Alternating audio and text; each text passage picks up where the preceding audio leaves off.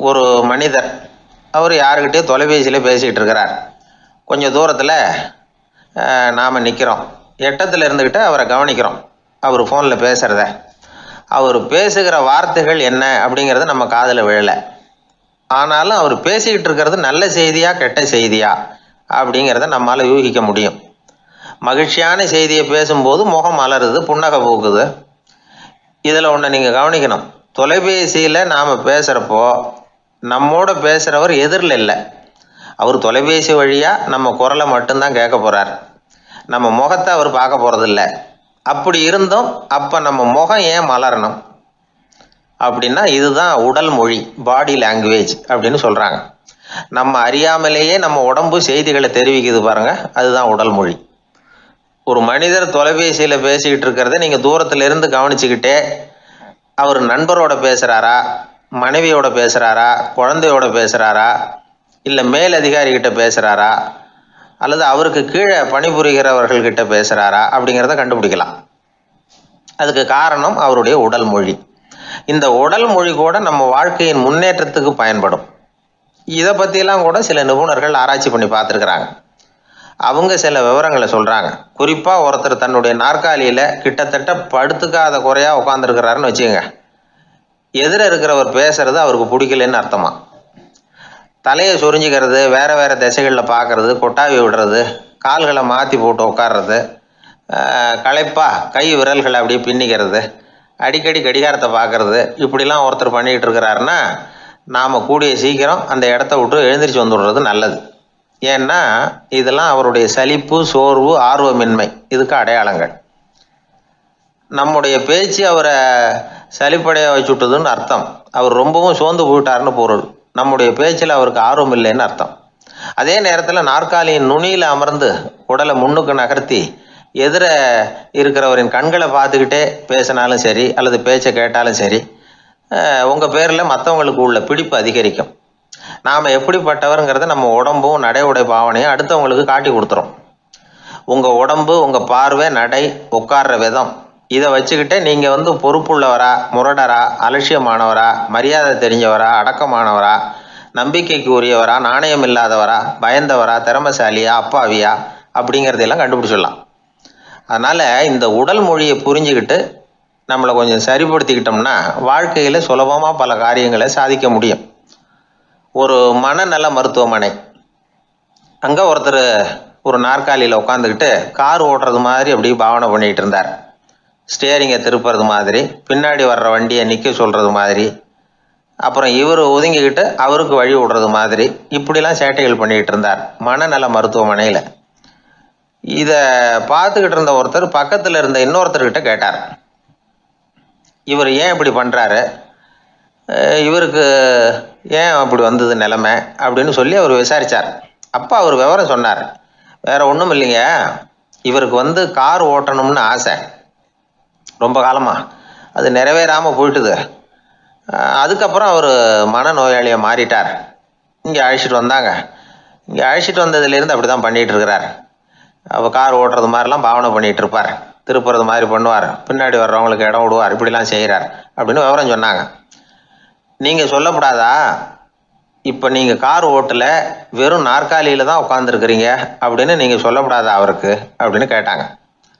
அது முடியாதுங்க, ஏன்னா அந்த காரை கழுவுறதுக்காக அவர் தினமும் எனக்கு 10 ரூபா கொடுத்துக்கிட்டு இருக்கிறார் அப்படின்னாராம் அங்கே வேலை செஞ்சுக்கிட்டு இருந்த ஒருத்தர்.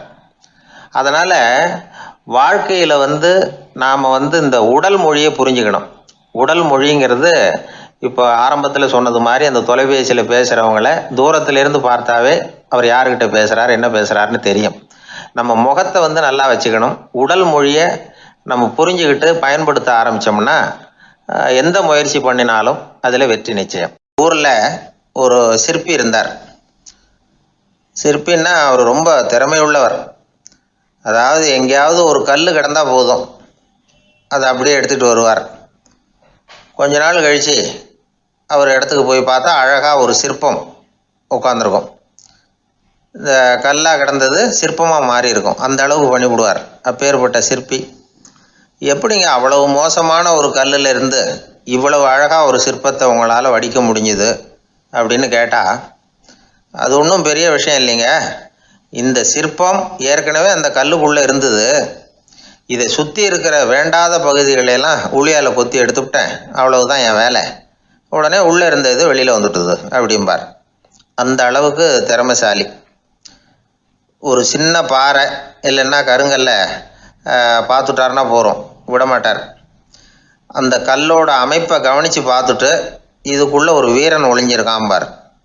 அவர் கண்ணுக்கு தெரியும். இந்த கல்லுக்குள்ளே ஒரு துறவி உட்காந்துருக்காரும்பார். நமக்கெல்லாம் வெறும் கல்லாக தான் தெரியும். இந்த கல்லுக்குள்ளே ஒரு நடன மங்கை நடனம் ஆடிக்கிட்டு இருக்கா அப்படிம்பார். உடனே அந்த கல்லை கொண்டுகிட்டு வருவார். அவர் சொன்னது மாதிரியே உள்ளே இருக்கிற அவங்களையெல்லாம் வெளியில் கொண்டுகிட்டு வந்துடுவார். அதாவது வேண்டாத பகுதிகளெல்லாம் கொத்தி எடுத்துருவார். அவர் மொழியில் சொல்லப்போனால் இந்த சிற்பிக்கு ரொம்ப நாளாக மனசுக்குள்ளே ஒரு ஆசை. அதாவது உண்மை, தூய்மை, இதுக்கு உதாரணமாக இருக்கக்கூடிய புத்தர் சிலையை வடிக்கணும் அப்படிங்கிறது அவரோட ஆசை. ஆனால் அந்த ஆசை நிறைவேறாமலே இருந்துக்கிட்டு வந்தது. அதுக்கு என்ன காரணம்னா, அதுக்கு தகுந்த மாதிரி ஒரு கல் கிடைக்கல. கல் கிடைச்சா அதை செஞ்சுருவார். ரொம்ப காலமாக அங்கே இங்கே தேடி அலைஞ்சார். இந்த புத்தர் சிலை வடிக்கிறதுக்கு பொருத்தமாக ஒரு கல் கிடைக்குமா அப்படின்னு சொல்லி கண்ணில் படுற கல்லையெல்லாம் உத்து உத்து பார்ப்பார். உள்ளே புத்தர் இருக்காரான்னு கவனிப்பார். இருக்கிற மாதிரி எதுவும் தெரியல அவர் கண்ணுக்கு. சரி, இதுக்கு என்ன செய்யலாம்னு யோசனை பண்ணார். நேராக ஒரு புத்த மடாலயத்துக்கு போனார். அங்கே இருக்கிற ஒரு புத்த துறவியை சந்தித்தார். அவர்கிட்ட விசாரித்தார், சுவாமி, புத்தரின் தூய்மை ஒளிஞ்சிருக்கிற அந்த கல் எங்கே கிடைக்கும் அப்படின்னார். அந்த கல் இருக்கிற இடம் எதுன்னு இன்னமும் உங்களுக்கு தெரியலையா அப்படின்னு கேட்டார் துறவி. இல்லைங்க, அதுக்காகத்தான் அலைஞ்சிக்கிட்டு இருக்கிறேன் அப்படின்னார் இவர். சரி, கவலைப்படாதீங்க, என் கூட வாங்க காட்டுறேன் அப்படின்னு அழைச்சிட்டு போனார். எங்கே போனார்னா, அந்த மடாலயத்தின் பின்பக்கம் போனாங்க. 2 பேரும் போனாங்க. அங்கே போய் பார்த்தா அங்கே ஒரு கிணறு இருந்தது. என்ன அது, நாம் கேட்டது கல், இவர் அழைச்சிட்டு வந்து காட்டுறது கிணறு அப்படின்னு இவருக்கு சந்தேகம். ஒரு மாதிரியாக பார்த்தார். அவர் சொன்னார், துறவி எட்டி பாருங்க உள்ள அப்படின்னாரு. கிணறுக்குள்ளே என்ன இருக்கும்னு இவருக்கு தெரியாதா, இருந்தாலும் அவர் சொல்கிறாரு அப்படின்னு சொல்லி எட்டி பார்த்தார். பார்த்தா அதில் தண்ணி இருந்தது. அந்த தண்ணியில் தன்னோட உருவம் தெரிஞ்சுது. இப்போ அந்த புத்த ஞானி சொன்னார், துறவியாரே, புத்தரை நாம் தான் ஒளிச்சு வச்சிருக்கிறோம், நமக்குள்ளே தான் அவர் மறைஞ்சிருக்கிறார். அவரை அடையாளம் தெரியாதபடி மூடி இருக்கிறது எது தெரியுமா? நம்மக்கிட்ட இருக்கிற கோபம், போலித்தனம், பதட்டம், ஆசை, இதெல்லாம் தான். அறிவு அப்படிங்கிற ஒளியால் அதையெல்லாம் செதுக்கி எடுத்துட்டோம்னா அந்த அழகான புத்தர் வெளியில் வந்துடுவார் அப்படின்னு சொன்னார் துறவி. அதனால் நமக்குள்ளே இருக்கிற நம்மளை நமக்கே அடையாளம் தெரியல அப்படிங்கிறது தான் உண்மை. அந்த உண்மையான மனிதன் உள்ளே இருக்கிறான். இவர் கல்லை பார்த்துட்டு உள்ளே யார் இருக்காங்கிறது அவருக்கு தெரிஞ்சுது சிற்பிக்கு. ஆனால் உண்மையான புத்தர் எங்கே இருக்காருங்கிறத அவரால் அடையாளம் கண்டுபிடிக்க முடியல. அப்படி தான் பல பேர் இன்றைக்கி இருந்துக்கிட்டு இருக்கிறோம். ஒரு அப்பா தன்னுடைய பிள்ளைக்கு புத்தி சொன்னார், அதோ பாருப்பா, மனசு தான் கல், அறிவு தான் ஒளி. உன்னுடைய மனசுங்கிற கல்லை அறிவுங்கிற ஒளியால் செதுக்கி அழகான மனிதனாக நீ வெளியில் வரணும்னார். அதுக்காக தான்ப்பா தேடிகிட்டு இருக்கேன்னா அவன். மனசுங்கிற கல்லை தேடிக்கிட்டு இருக்கிறியா அப்படின்னு கேட்டார். இல்லைப்பா, அறிவுங்கிற ஒளி எங்கே இருக்குன்னு தெரியல எனக்கு, அதை தான் தேடிக்கிட்டு இருக்கிறேன் அப்படின்னு நானா. அதனால் அறிவை தேடிக்கிட்டு இருக்கிறவன் என்னைக்கு உண்மையை கண்டுபிடிக்க போகிறான், அதையே கண்டுபிடிக்க முடியலைங்கும் பொழுது. அதனால் நாம் யார் அப்படிங்கிறது நமக்கு அடையாளம் தெரியணும். அந்த அடையாளம் தெரிஞ்சுட்டா வாழ்க்கையில் வெற்றி நிச்சயம். ஒரு ஊரில் ஒரு ஆள் இருந்தான். அவனுக்கும் அவன் மனைவிக்கும் சண்டை. இவன் கோவிச்சுக்கிட்டு வீட்டை விட்டு வெளியில் வந்துட்டான். நேராக தன்னுடைய நண்பன் ஒருத்தனை தேடிட்டு போனான். அந்த நண்பன் எப்படின்னா, எதுக்கும் அசரமாட்டான், எப்பவும் மகிழ்ச்சியாக இருப்பான். அவங்ககிட்ட போய் இவன் யோசனை கேட்டான். அது சரி, நீ எப்படி எப்பவும் மகிழ்ச்சியாக இருக்கிற, என்னால் அப்படி இருக்க முடியலையே அப்படின்னு கேட்டான். என்ன நடந்தது சொல்லுன்னா அவன். வீட்டில் எனக்கும் என் மனைவிக்கும் தகராறு, நிம்மதி இல்லை, அதுதான் இங்கே வந்தேன், உங்ககிட்ட யோசனை கேட்கலாமேன்னு அப்படின்னு விவரத்தை சொன்னான். அதை கேட்டுவிட்டு அதுக்கப்புறமா இவன் சொன்னான், இந்த பாருப்பா, இது ஒன்றும் பெரிய விஷயம் இல்லை. எனக்கு 2 மனைவிகள், 2 வீடு. ஒரு வீட்டில் சண்டை வந்துட்டுதுன்னா நேராக இன்னொரு வீட்டுக்கு வந்துடுவேன். இங்கே சண்டை வந்துட்டுதுன்னா நேராக அங்கே போயிடுவேன். 2 குடும்பம் இருக்கிறதுனால இப்படி ஒரு வசதி, இதுதான் என்னுடைய மகிழ்ச்சியின் ரகசியம் அப்படின்னு நானா. ஓ அப்படியா விஷயம், இப்போ புரிஞ்சுக்கிட்டேன், உன்னுடைய யோசனைக்கு ரொம்ப நன்றி அப்படின்னு சொல்லிவிட்டு அவன் திரும்பி வந்துட்டான். அங்கே இங்கே தேடினான். ஒரு வாரத்துக்குள்ளே இன்னொரு பொண்ணை தேடி கண்டுபிடிச்சி கல்யாணம் பண்ணிட்டான். இப்போ இவனுக்கும் 2 வீடு ஆயிட்டுது. அதுக்கப்புறம் என்னாச்சு தெரியுமா, இவன் 2வதாக கல்யாணம் பண்ணிக்கிட்டு வந்தானே, இந்த செய்தி முதல் மனைவிக்கு தெரிஞ்சு போச்சு. போனான், அது கழுத்தை பிடிச்சி வெளில தள்ளி விட்டு கதவை சாத்தி விட்டுது. இனிமேல் இந்த பக்கம் வராத, எனக்கு தெரியாமல் எப்படி நீ இன்னொரு கல்யாணம் பண்ண அப்படின்னு சொல்லி அடித்து விரட்டி விட்டுது. இவன் அதனால் என்ன பரவாயில்லன்னு 2வது மனைவி வீட்டுக்கு போனான். அங்கே பார்த்து, நீ எனக்கு கல்யாணம் பண்ணுறதுக்கு முன்னாடி ஏற்கனவே உனக்கு கல்யாணம் ஆச்சுங்கிற விஷயத்த ஏன் என்கிட்ட சொல்லலை அப்படின்னு சொல்லி அதுவும் கழுத்தை பிடிச்சி வெளில தள்ளி விட்டுது. இவன் வீதிக்கு வந்துட்டான். இங்கேயும் போக முடியல, அங்கேயும் போக முடியல. என்ன இது, அவன் சொல்லி கொடுத்த யோசனை ஒன்றும் சரியாக வரலையே அப்படின்னு யோசனை பண்ணிக்கிட்டே நடந்தான். வழியில் ஒரு பாழடைஞ்ச மண்டபம். சரி, இன்னைக்கு ராத்திரி இங்கேயே படுத்துருவோம், வேற எங்கேயும் போய் படுத்து தூங்க முடியாது, அதான் 2 பேரும் விரட்டி விட்டாங்களே, என்ன பண்ணுறது அப்படின்னு சொல்லி அந்த மண்டபத்தில் போய் ஒரு தூணில் ஓரமாக சாஞ்சி உக்காந்தான். அப்போ எதிர்த்தாப்புல இன்னொரு தூண் ஓரமாக யாரோ அசைகிறது மாதிரி தெரிஞ்சுது, லேசான இருட்டில். யாரப்பா அது அப்படின்னு கிட்ட போய் பார்க்குறான். அப்புறம் தான் தெரியுது, அவன் யார் தெரியுமா, இவனுக்கு யோசனை சொன்னான்ல 2 கல்யாணம் பண்ணிக்கணும்னு சொல்லி, அவன் அங்கே படுத்து கிடக்குறான். டேய் நீ எப்படிடா இங்கே வந்த அப்படின்னா, 2 வீட்லேயும் சண்டை வந்துட்டுது, அதுதான் இங்கே வந்தேன் படுத்து தூங்கலாமேன்னு அப்படின்னா. 2 வீடு இருக்கிறது சௌரியம்னு என்கிட்ட சொன்னியப்பா அப்படின்னா இவன். நான் அப்படி சொன்னதுக்கு ஒரு காரணம் உண்டுன்னா அவன். என்னடா காரணம்னு கேட்டான். அது வேற ஒன்றும் இல்லை, தினமும் ராத்திரியில் இந்த மண்டபத்தில் தனியாக படுக்கிறதுக்கு எனக்கு பயமாக இருந்தது, எனக்கு ஒரு துணை தேவைப்பட்டது, அதுக்காக தான் உங்ககிட்ட அப்படி ஒரு யோசனை சொன்னேன். இப்போ நீயும் வந்ததுனால எனக்கு துணை கிடைச்சிட்டுது. இப்போ நம்ம 2 பேரும் துணையாக இங்கே படுத்துக்கலாம், நீ அந்த தூணில் சாஞ்சிக்கோ, நான் இந்த தூணில் சாஞ்சிக்கிறேன் அப்படின்னு சொல்லி படுத்து தூங்க ஆரம்பிச்சிட்டானோ. அதாவது நம்ம வாழ்க்கையில் முடிவுகள் எடுக்கிற விஷயத்தில் இந்த ஆள் மாதிரி தான் பல பேர் நடந்துக்கிறோம் அப்படிங்கிறார். அதாவது உலக புகழ்பெற்ற மனோதத்துவ மேதை ஸ்காட் பெக் அப்படிங்கிறவர். அதாவது வீட்டுக்கு தேவையான பொருள்கள் வாங்குறதுலேருந்து கல்யாணம் பண்ணுறது, வீடு கட்டுறது வரைக்கும் அடுத்தவங்க பேச்சை கேட்டு வீணா போகிறவங்க தான் அதிகம். அறிவுரை கேட்கறதுல தப்பு இல்லை, ஆனால் அதுக்கப்புறம் அதை பற்றி சரியாக சிந்திச்சு பார்க்கறது இல்லை, அதுதான் தப்பு. சில பேர் அறிவுரை சொல்கிறதுலேயே ரொம்ப தெளிவாக இருப்பாங்க. ஏன் சார் 2 சம்சாரத்தோட குடும்பம் நடத்துறது ரொம்ப கஷ்டமானு கேட்டாராம் ஒருத்தர். அது எனக்கு தெரியாதுங்க அப்படின்னாராம் அவர். ஏன்னு கேட்டிருக்கார். ஏன்னா எனக்கு 3 சம்சாரம் அப்படின்னாராம் அவர். எனக்கு ஒரு நண்பர், அவர் ஒரு வழக்கறிஞர். ஒரு நாள் அவர்கிட்ட பேசிக்கிட்டு இருந்தேன். அப்போ கேட்டேன், ஏன் சார் நீங்கள்லாம் கோர்ட்டில் வாதாடுறப்போ கருப்பு நிற அங்கி அணியிறீங்களே, அதுக்கு என்ன காரணம், சட்டத்துக்கும் கருப்பு கலருக்கும் என்ன சம்பந்தம் அப்படின்னு கேட்டேன். அது ஒரு சுவாரஸ்யமான கதைன்னார் அவர். சொல்லுங்களேன் அப்படின்னு அவர் சொன்னார். கிபி 1694 வருஷத்தில் இங்கிலாந்து அரசி 2வது மேரிங்கிறவர் இறந்து போனார். அந்த ராணியோட கணவர் 3ஆம் வில்லியம், அவரு ஒரு உத்தரவு போட்டாராம். அரசியோட மறைவுக்கு அனுதாபம் தெரிவிக்கிற வகையில் வழக்குரைஞர்கள் எல்லாரும் கருப்பு நிற அங்கி அணியணும் அப்படின்னு. அன்னைக்கு ஆரம்பித்த அந்த பழக்கம் அதுக்கப்புறம் மாறவே இல்லையாம், இன்னைக்கும் தொடருது. வழக்குரைஞர்கள்லாம் முதல்ல கருப்பு அங்கி மட்டும்தான் அணிஞ்சாங்களாம். அதில் ஒரு சின்ன சங்கடம், ஏற்கனவே உடம்பு கருப்பாக இருக்கிறவங்க அதுக்கு மேலே கருப்பு ட்ரெஸ் வேற போட்டுக்கிட்டா முகம் பளிச்சுன்னு தெரியாது இல்லையா. அதனால் முகம் பளிச்சுன்னு தெரியறதுக்காக அவங்கெல்லாம் வெள்ளை நிற பட்டியை அணிய ஆரம்பித்தாங்களாம். இப்படி தான் இங்கிலாந்தில் அந்த பழக்கம் ஆரம்பமாயிருக்குது. அந்த சமயத்தில் இந்தியாவை ஆண்டது பிரிட்டிஷ்காரங்க தானே, அதனால் இங்கேயும் அந்த பழக்கம் அப்படி நடைமுறைக்கு வந்துட்டுது. அதே மாதிரி சர்ச்சிலின் மூதாதையரான மார்ல்பரோ பிரபுவின் ஞாபகார்த்தமாக நீதிபதிகள் இந்த வெள்ளை குள்ளாய் அணிகிற முறை பழக்கத்துக்கு வந்துதான். இதுதான் என்னுடைய நண்பர் சொன்ன தகவல். இங்கிலாந்தில் நீதிமன்றம்ங்கிறது ரொம்ப மதிப்புள்ளது. அந்த அளவுக்கு சட்டத்துக்கு அங்கே மரியாதை.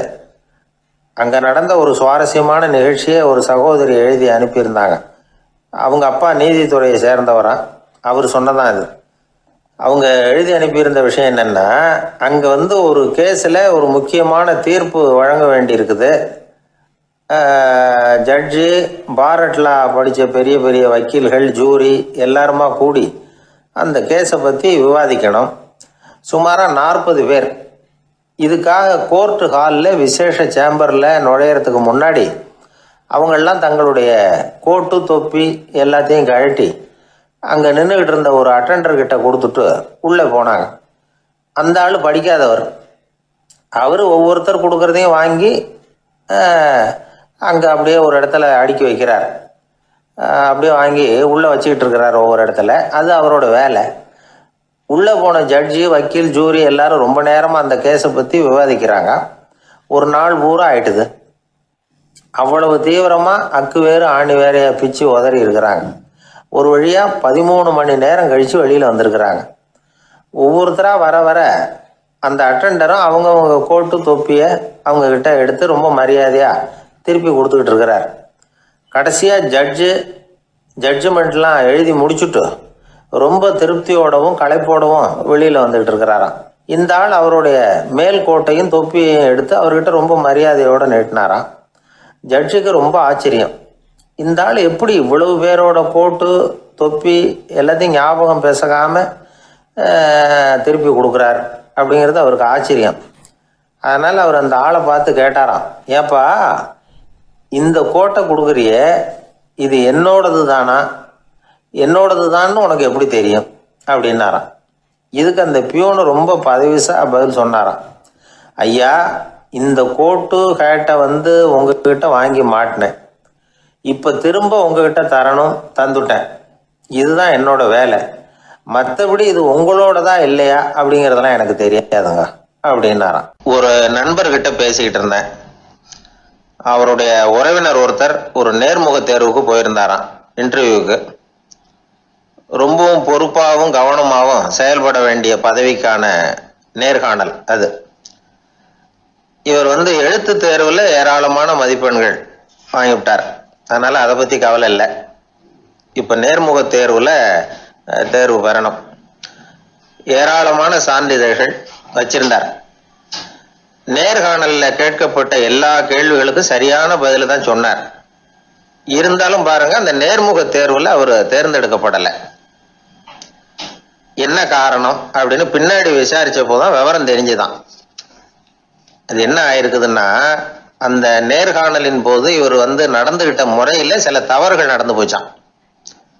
முக்கியமா 2 தவறுகள். ஒண்ணு, அவங்க ஒரு கேள்வியை கேட்டு முடிக்கிறதுக்குள்ளேயே இவர் பதில் சொல்ல ஆரம்பிச்சுட்டாராம்.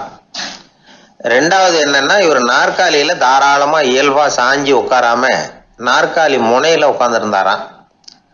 இந்த 2 விதமான செயல்பாடுகளும் இவர் அவசரப்படுறவர், பதற்றப்படுறவர் அப்படிங்கிறதுக்கான அடையாளங்கள். அதாவது கேள்வியை கேட்டு முடிக்கிறதுக்குள்ளேயே முந்திக்கிட்டு பதில் சொல்றது. ரெண்டாவது, நாற்காலியில இயல்பா தாராளமா உட்காராம நாற்காலி முனையில உட்கார்றது. பார்க்க போற வேலைக்கு அவசரம், பதற்றம் இது 2 இருக்கக்கூடாதான். அதனால மார்க் இருந்தும் சர்டிபிகேட் இருந்தும் அந்த வேலை வாய்ப்பு அவருக்கு கிடைக்கல. வேலை கொடுக்கறவங்க நம்ம கிட்ட இருந்து என்னதான் எதிர்பார்க்கறாங்க, இதை தெரிஞ்சு வச்சுக்கிறது நல்லது. முதல்ல மற்றவர்களுடன் தொடர்பு கொள்ளும் திறமை, அதாவது எபிலிட்டி டு கம்யூனிகேட். நீங்க நினைக்கிறத அழகா தொகுத்து வகைப்படுத்தி சொல்ல தெரியுதான்னு பார்ப்பாங்க. உங்க திட்டங்களை அடுத்தவங்க ஏற்றுக்கொள்ளக்கூடிய விதத்துல வெளிப்படுத்துறதுக்கு உங்களால முடியுதான்னு பார்ப்பாங்க. இதுக்கு என்ன செய்யறது? குழப்பம் இல்லாம சிந்திக்கணும், குழப்பம் இல்லாம பேசணும். ரெண்டாவது விஷயம் என்னன்னா புத்திசாலித்தனம், அதாவது இன்டெலிஜென்ஸ். ஏத்துக்க போற வேலையை நல்ல விதமா செய்ய முடியுமா உங்களால? அதை எந்தெந்த வழியில செய்யலாம் அப்படிங்கிறத உங்களால தீர்மானிக்க முடியுமா? அந்த வேலைக்கான புது புது யோசனைகளை உங்களால சொல்ல முடியுமா அப்படின்னு பார்ப்பாங்க. இது இன்டெலிஜென்ஸ். மூணாவது தன்னம்பிக்கை, அதாவது செல்ஃப் கான்ஃபிடன்ஸ். உங்களுக்கு அது உண்டா அப்படிங்கிறத கவனிப்பாங்க. எந்த சூழ்நிலையையும் சமாளிக்கணும், எப்படிப்பட்ட மனிதர்களையும் சமாளிக்கிற தைரியம் வேணும், அடுத்தவங்களை நமக்கு சாதகமா திருப்பக்கூடிய தன்னம்பிக்கை வேணும். நாலாவது பொறுப்புகளை முன்வந்து ஏற்றுக்கொள்ளுதல், வில்லிங்னஸ் டு அக்செப்ட் ரெஸ்பான்சிபிலிட்டி. பொறுப்புகள்ல இருந்து நழுவி போக ஆசைப்படாம செஞ்சு முடிக்கணும். அஞ்சாவது முன் வருதல், இனிஷியேட்டிவ். வேலையோட முக்கியத்துவம் உணர்ந்து அதை ஏத்துக்கிட்டு தகுந்த நடவடிக்கைகளை தயங்காம எடுக்கிறதுக்கு முன் வரணும். ஆறாவது என்னன்னு கேட்டீங்கன்னா தலைமைத்துவம், லீடர்ஷிப். 4 பேருக்கு தலைமை தாங்கி நல்ல விதத்துல நடந்துக்க தெரியுதா? ஏழாவது கற்பனை திறன், இமேஜினேஷன். சில பிரச்சனைகள் வரக்கூடும் அப்படின்னு முன்கூட்டியே யூகிச்சு அதுக்கு தகுந்த மாதிரி நடவடிக்கை எடுக்கிற திறமை உண்டா அப்படிங்கிறத பார்ப்பாங்க. எட்டாவது என்னன்னா வளைந்து கொடுத்தல், பிளெக்சிபிலிட்டி. சூழ்நிலைக்கு தகுந்த மாதிரி, மாற்றங்களுக்கு தகுந்த மாதிரி அனுசரிச்சு நடந்துக்கிறதுக்கு தெரியுதா அவங்களுக்கு அப்படிங்கிறத கவனிப்பாங்க. அடுத்தது திறமைகளை வெளிக்கொணரும் திறமை, இன்டர்பர்சனல் ஸ்கில்ஸ். அடுத்தவங்க கிட்ட இருக்கிற திறமையை கண்டுபிடிச்சி அதை நல்ல விதத்துல ஊக்கப்படுத்தி பயன்படுத்த தெரியுதா அப்படின்னு பார்ப்பாங்க. ஆறாவது சுய அறிவு, செல்ஃப் நாலேஜ். அடுத்தவங்க நம்மளை பத்தி என்ன நினைக்கிறாங்க அப்படிங்கிறத நம்மளால புரிஞ்சுக்க முடியுதாங்கிறது முக்கியம். அடுத்தது போட்டி மனப்பான்மை, காம்படிட்டிவ்னஸ். அடுத்தவங்களை ஒப்பிட்டு பார்த்து அதை விட ஒரு படி மேல வரணுங்கிற குணம் வேணும்.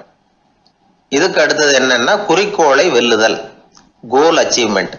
குறிக்கோளை சவாலா எடுத்துக்கிட்டு அதை அடையணும். அப்புறம் வேறுபட்ட திறமைகள், ஒகேஷனல் ஸ்கில்ஸ். பதவிக்கு வேண்டிய திறமைகள் தவிர மற்ற திறமைகள் எதுவும் உண்டாங்கிறது முக்கியம். நமக்கு வேலை கொடுக்கணும்னு நினைக்கிறவங்க நம்ம கிட்ட இருந்து இவ்வளவும் எதிர்பார்ப்பாங்க. அதுக்கு தகுந்த மாதிரி நம்மளை நாமே தயார்படுத்திக்கணும். எனக்கு வேண்டப்பட்ட ஒருத்தர் ஒரு இன்டர்வியூக்கு போயிட்டு வந்தார், நேர்காணலுக்கு. எப்படி இருந்தது இன்டர்வியூன்னு விசாரிச்சேன். நான் போனேன். அவர் கேட்ட எல்லா கேள்விக்கும் அவர் எதிர்பார்த்தது மாதிரியே எல்லா பதிலையும் சொன்னேன். கடைசியா நான் எதிர்பார்க்காத ஒரு தகவலை அவர் சொன்னார் அப்படின்னார். என்னன்னு கேட்டேன். அவரும் என்ன மாதிரியே இன்டர்வியூக்கு வந்தவர் தானா, சும்மா என்ன கேள்வி கேட்டுக்கிட்டு உட்காந்துருந்தாராம் அப்படின்னார்.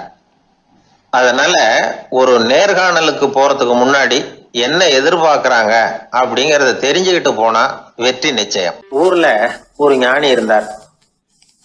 ஒரு நாள் அவரை தேடிட்டு ஒருத்தர் வந்தார். வந்தவர் ஞானியை பார்த்து ஒரு கேள்வி கேட்டார். ஐயா, உங்களுடைய சாதனை என்ன? இதுதான் அவர் கேட்ட கேள்வி. இதை கேட்டதும் அந்த ஞானி நிமிர்ந்து இவரை பார்த்தார். அப்புறம் சொன்னார், அது ஒன்றும் பெரிய விஷயம் இல்லை, அது ரொம்ப எளிமையான ஒண்ணு. எப்போ எனக்கு பசிக்குதோ அப்போ நான் சாப்பிட்டுருவேன், எப்போ எனக்கு தூக்கம் வருதோ அப்போ நான் தூங்கிடுவேன், அவ்வளவுதான் அப்படின்னார். கேள்வி கேட்டவர் ஒரு மாதிரி ஆயிட்டார். ஐயா, இதே தானே நாங்களும் செய்யறோம், இதுல என்ன அதிசயம் இருக்கு அப்படின்னார். இப்ப அந்த ஞானி சொன்னாராம், இங்கதான் நீங்க தப்பு பண்றீங்க அப்படின்னாராம். அப்படியான்னாரு இவர். ஆமா அப்படின்னாராம். நீங்க செய்யற தவறு எனக்கு புரியுது. ஏன்னா நான் உங்களை மாதிரி நான் வாழ்ந்து பார்த்திருக்கிறேன். அதனால என்னுடைய அனுபவத்துல உங்களுக்கும் எனக்கும் உள்ள வித்தியாசத்தை உணர முடியுதுன்னாராம். என்ன சொல்றீங்க, எனக்கு ஒன்னும் புரியலையேன்னாராம் இவரு. இத பாருங்க, சாப்பிடுறதுங்கிறது நாம ரெண்டு பேருக்கும் பொதுவான ஒரு காரியம்தான். ஆனா நீங்க சாப்பிடுறதுக்கும் நான் சாப்பிடுறதுக்கும் வித்தியாசம் இருக்கு அப்படின்னாராம். என்ன வித்தியாசம்னு கேட்டிருக்கார். நீங்க பசி இல்லாத பொழுது சாப்பிடுறீங்க, இப்போ சாப்பிடுற நேரம் வந்துட்டுது அப்படிங்கிறதுக்காக சாப்பிடுறீங்க. சாப்பாடு ருசியா இருக்கு அப்படிங்கிறதுக்காக சாப்பிடுறீங்க. எது தேவைங்கிறது தெரியாம சாப்பிடுறீங்க. அது மாதிரி தூக்கமும் உங்களுக்கு ஒரு பழக்கமா போட்டுது. இப்போ இது தேவையா இல்லையா அப்படிங்கிறத பத்தி நீங்க யோசிச்சு பாக்குறது இல்ல. சாப்பிடும் பொழுது 1000 வேலைகளை மனசுல நினைச்சுக்கிட்டு இருப்பீங்க. அதனால அது சாப்பிடுதலா இருக்காது. அதே மாதிரி நீங்க தூங்கும் பொழுதும் அது தூங்குதலா இருக்காது. ஏகப்பட்ட கனவுகள் வரும். உங்க மனசு மேலும் மேலும் கனவுகளை உருவாக்கி கொண்டே இருக்கும். அதனால எனக்குள்ள நடக்கிறது வேற மாதிரி, நீங்க நினைக்கிறது மாதிரி இல்ல. எனக்குள்ள நடக்கிறது எப்படின்னா, நீங்க செய்யறது மாதிரி இல்ல. தூக்க உணர்வு வந்த உடனே தூங்குதல் மட்டுமே நடைபெறும். அதுதான் என்கிட்ட நடக்கிறது அப்படின்னாராம் அந்த ஞானி. வித்தியாசம் புரியுதா? அந்த ஞானி சாப்பிடுறத அனுபவிக்கிறார், அது எக்ஸ்பீரியன்ஸ். நாம அப்படி இல்லை, மனம் போன போக்குல சாப்பிடுறோம். இது இன்டெலிஜிங். இது ரெண்டுலயும் செயல்ல வேறுபாடு இல்லை, விழிப்புணர்வுல தான் வேறுபாடு இருக்கு. அவர் சாப்பிடும் பொழுது ஒரு சாட்சி மனோபாவத்தோட சாப்பிடுறார். எவ்வளவு தேவையோ அவ்வளவுதான் சாப்பிடுறார். ஏன்னா அவருடைய விழிப்புணர்வு முழுமையா செயல்படுது. அதனால அவர் சாப்பிடும் பொழுது நம்மை விட மகிழ்ச்சியா இருக்கிறார். நாம அப்படி இல்லை, வயிற்றை நிரப்புறதுக்காக சாப்பிடுறோம். இன்னும் சொல்ல போனா சாப்பிடும் பொழுது நாம அங்கேயும் இருக்கிறது இல்லை, எங்கேயோ போயிடுறோம். உடம்பு மட்டும்தான் அங்க இருக்கும். ஆனா ஞானி அப்படி இல்லை. அவர் சாப்பிடும் பொழுது சாப்பிடுதல் மட்டுமே இருக்கும். எந்த ஒரு செயலையும் விழிப்புணர்வோட செய்யலாம், மனம் போன போக்கிலையும் செய்யலாம். விழிப்புடன் செய்யறப்போ செய்யும் செயல் நம்ம அனுபவமாகிறது, அவ்வளவுதான். இதெல்லாம் பெரிய தத்துவம் மாதிரி தெரியும். இருந்தாலும் நாம புரிஞ்சுக்க வேண்டியது என்னன்னா, எந்த காரியத்தை செஞ்சாலும் அதுல முழு ஈடுபாடு வேணுங்கிறது முக்கியம்.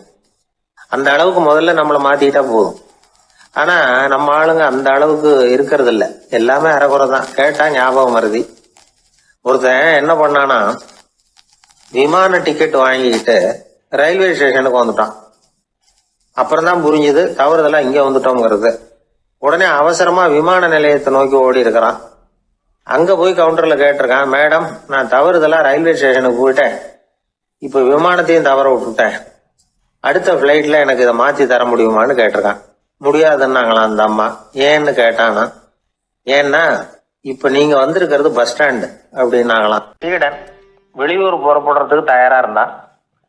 ரொம்ப தூரம் போக போகிறான், திரும்பி வர நாளாகும். புறப்படுறதுக்கான ஆயத்த வேலைகளில் ஈடுபட்டிருந்தான். அந்த சமயம் பார்த்து இன்னொரு சீடன் அவங்கிட்ட வந்தான்.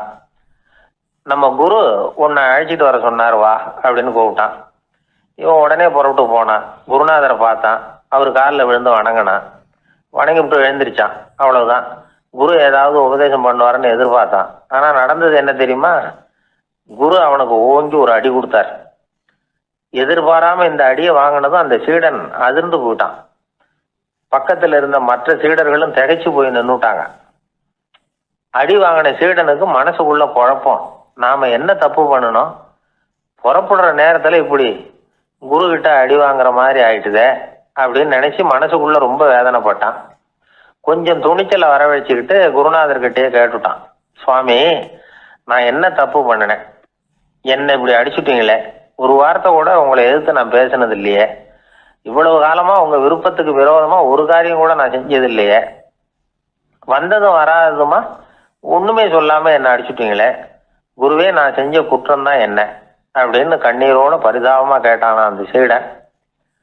ஆனா அந்த குரு முகத்துல கொஞ்சம் கூட கோபம் இல்லை.